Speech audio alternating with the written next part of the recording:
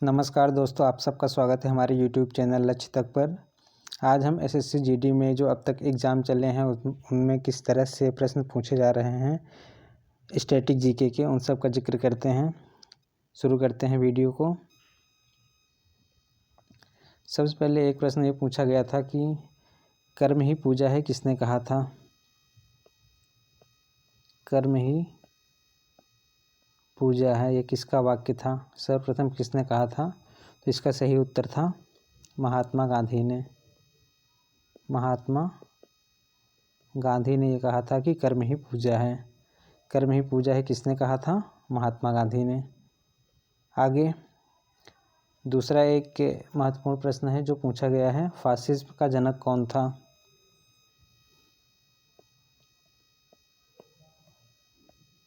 Fascism का जनक, fascism का जनक कौन था।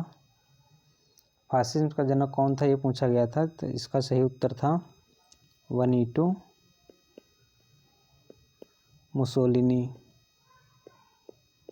बेनिटो मुसोलिनी कौन था, बेनिटो मुसोलिनी। फासिज्म का जनक कौन था, बेनिटो मुसोलिनी। अगला है, नंदी हिल्स किस शहर के पास स्थित है। कौन सा हिल, नंदी हिल्स। नंदी हिल्स किस शहर के पास स्थित है, तो इसका सही उत्तर था मैसूर। नंदी हिल्स किस शहर के पास स्थित है, मैसूर। नंदी हिल्स किस शहर के पास स्थित है, मैसूर। अगला है, भारतीय रिजर्व बैंक की पहली महिला उपगवर्नर कौन थी। आरबीआई की पहली महिला उपगवर्नर।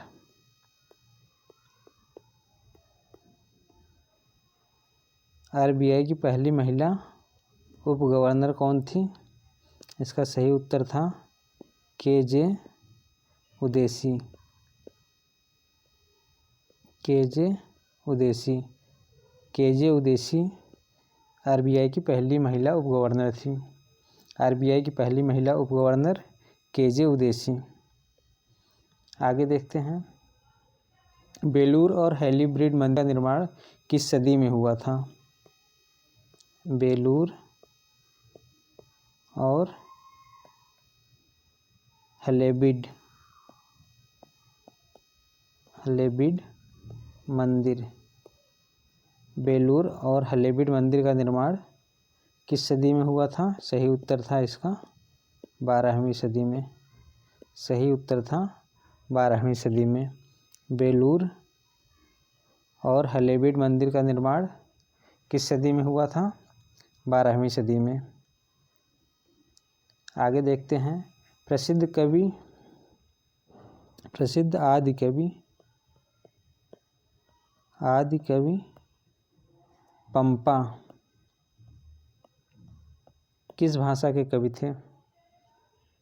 भाषा पूछा था। आदि कवि पंपा किस भाषा के कवि थे, इसका सही उत्तर था कन्नड़। आदि कवि पंपा किस भाषा के कवि थे, कन्नड़। आदि कवि पंपा किस भाषा के कवि थे, कन्नड़। आगे देख लेते हैं,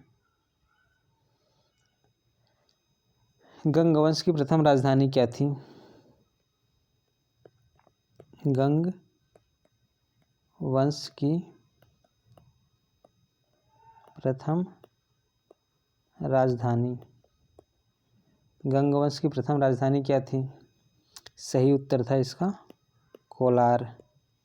गंग वंश की प्रथम राजधानी कोलार थी। गंग वंश की प्रथम राजधानी कोलार थी। आगे देख लेते हैं, नागार्जुन सागर परियोजना किस नदी पर है। नागार्जुन सागर से संबंधित एक क्वेश्चन पूछा गया था। नागार्जुन सागर परियोजना,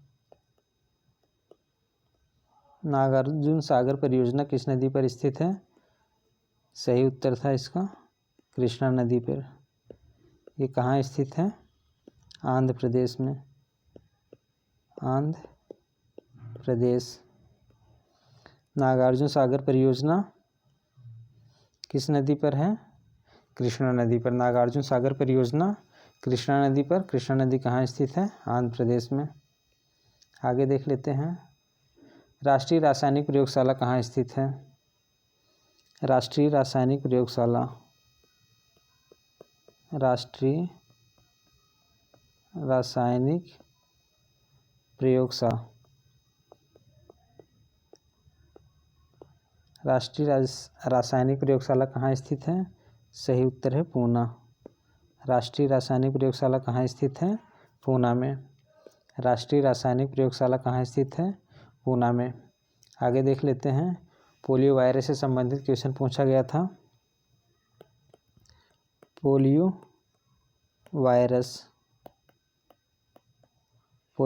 की खोज कब की गई थी? 1908 में।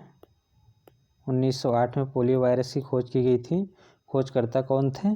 Karl Landsteiner. Karl Landsteiner. खोजकर्ता कौन थे? Karl Landsteiner. और इनके साथ थे इरविन। इनके साथ और कौन थे? इरविन। कार्ल लैंड स्टीनर और इरविन ने पोलियो वायरस की खोज की थी। खोज कब की गई थी? 1908 ईस्वी में। आगे देख लेते हैं, एंजाइम का संश्लेषण को कौन नियंत्रित करता है? एंजाइम के संश्लेषण को, एंजाइम के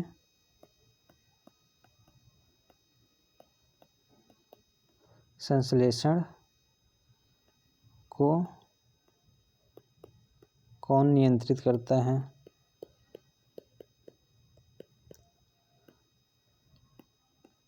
एंजाइम के संश्लेषण को कौन नियंत्रित करता है?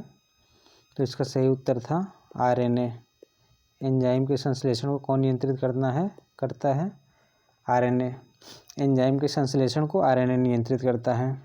आगे देख लेते हैं क्या पूछा गया था। लाल क्रांति से एक क्वेश्चन पूछा गया था। लाल क्रांति समझ लीजिए, ये कब हुआ था? लाल क्रांति 1949 में हुआ था।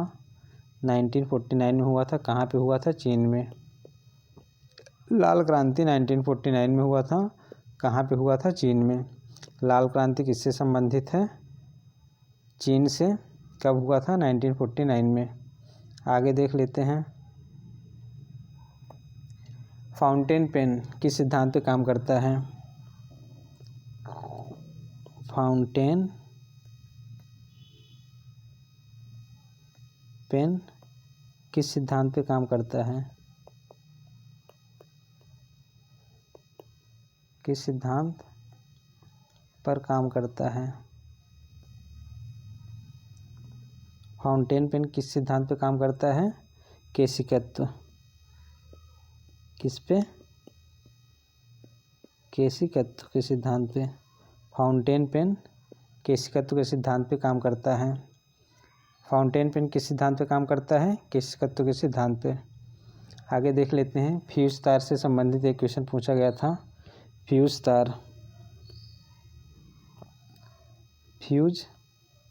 तार से संबंधित एक क्वेश्चन पूछा गया था। क्या था? फ्यूज तार में ये देख लीजिए आप, प्रतिरोध जो होता है वो उच्च होता है। प्रतिरोध जो होता है फ्यूज तार का वो उच्च होता है और गलनांक जो होता है वो निम्न होता है। फ्यूज तार में प्रतिरोध उच्च होता है, गलनांक निम्न होता है। फ्यूज तार में प्रतिरोध उच्च होता है, गलनांक निम्न होता है। आगे देख लेते हैं, विज्ञान से एक क्वेश्चन और है, पौधों की रेखीय वृद्धि दर किससे नापते हैं? पौधों की रेखीय वृद्धि दर किससे नापते हैं? ऑक्जेनोमीटर। किससे नापते हैं? ऑक्जेनोमीटर। पौधों की रेखीय वृद्धि दर किससे नापी जाती है? ऑक्जेनोमीटर से। आगे देख लेते हैं अगला क्वेश्चन क्या है। मोटर कार का आविष्कार किसने किया था? मोटर कार का आविष्कार किसने किया था?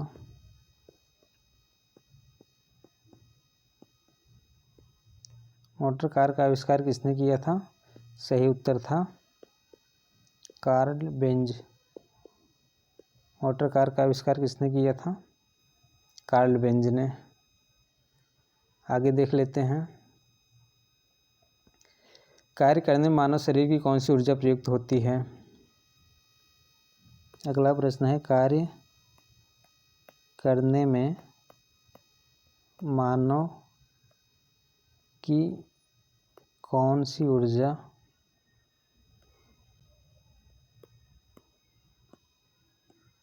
प्रयुक्त होती है? कार्य करने में मानव की कौन सी ऊर्जा प्रयुक्त होती है? इसका सही उत्तर था स्थितिज ऊर्जा। स्थितिज ऊर्जा। कार्य करने में मानव की कौन सी ऊर्जा प्रयुक्त होती है? स्थितिज ऊर्जा। आगे देख लेते हैं। भारतीय राष्ट्रीय कांग्रेस ने किस अधिवेशन में पूर्ण स्वराज की मांग की थी? पूर्ण स्वराज की मांग भारतीय राष्ट्रीय कांग्रेस ने कहाँ की थी? लाहौर अधिवेशन में। 3-4 अधिवेशन के नाम दिए थे, उसमें से सही उत्तर था लाहौर अधिवेशन। पूर्ण स्वराज की मांग कहाँ की गई थी? लाहौर अधिवेशन में। एक स्पोर्ट्स से क्वेश्चन पूछा गया था, बैडमिंटन कोर्ट की लंबाई कितनी होती है? बैडमिंटन कोर्ट की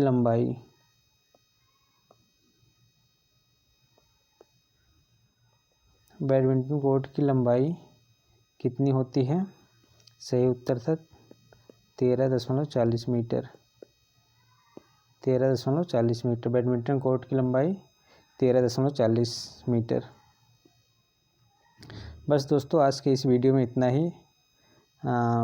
आप कमेंट करके बताइए कि वीडियो कैसा लगा और आप लोग इससे कितना फ़ायदा उठा पाए हैं। आप कमेंट करके ज़रूर बताइएगा। मुझे दीजिए इजाज़त। नमस्कार।